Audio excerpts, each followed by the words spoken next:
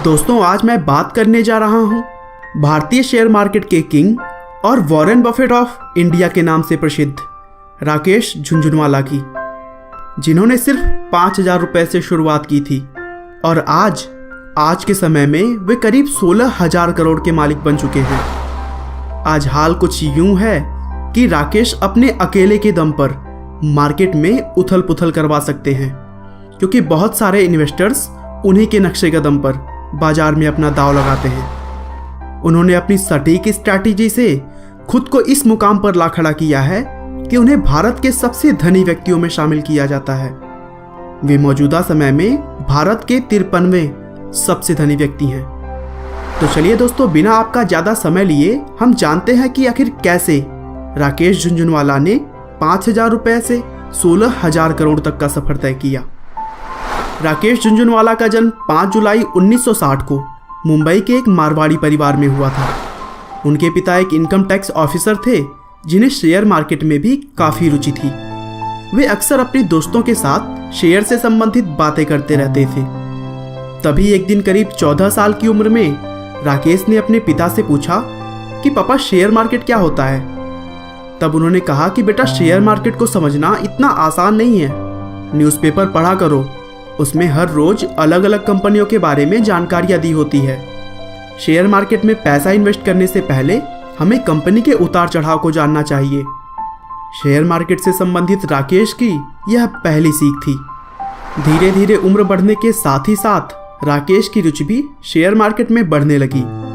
अपने पिता के कहने के अनुसार वह अलग अलग कंपनियों के न्यूज से अपडेट रहने लगे और जब उन्हें ठीक ठाक नॉलेज हो गया तब उन्होंने अपने पिता से शेयर मार्केट में आने की इच्छा जताई, लेकिन उनके पिता ने उन्हें तुरंत मना कर दिया। उन्होंने कहा कि पहले अपनी प्रोफेशनल पढ़ाई पूरी कर लो, उसके बाद तुम्हारा जैसा मन होगा वैसा करना।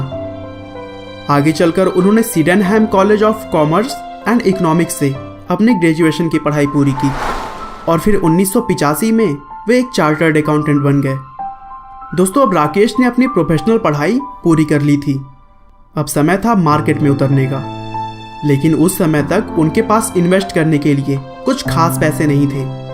उन्होंने अपना पहला इन्वेस्टमेंट 5,000 रुपये का किया।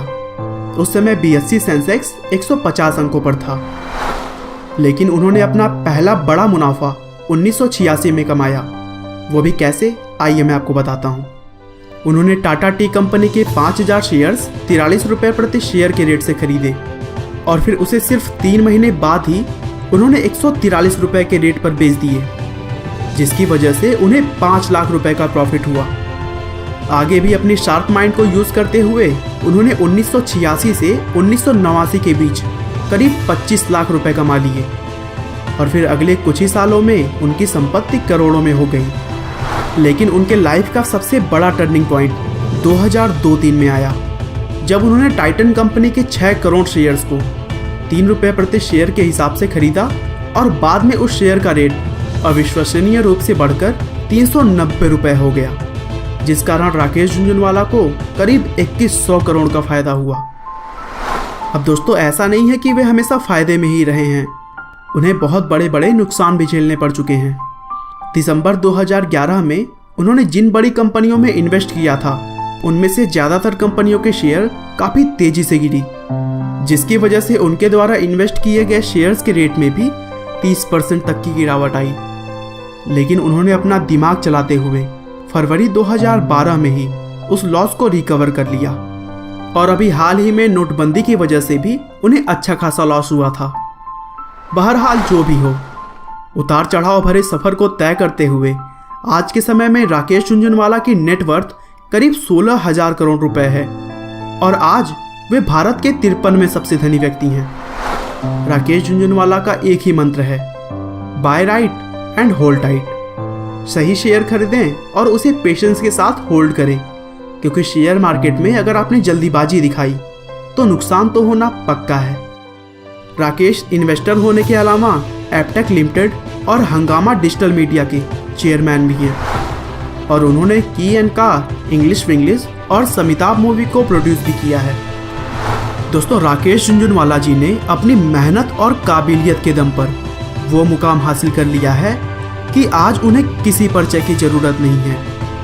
उनकी लाइफ हम सभी के लिए एक प्रेरणा है, और खासकर उनके लिए जिन्हें लगता है कि पैसे के अभाव में वह सफल नहीं हो सकते।